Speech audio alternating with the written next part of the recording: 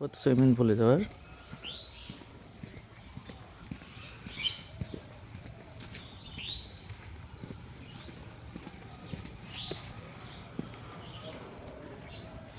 swimming pool অনেক বড় ব্যবস্থা আছে, তা আছে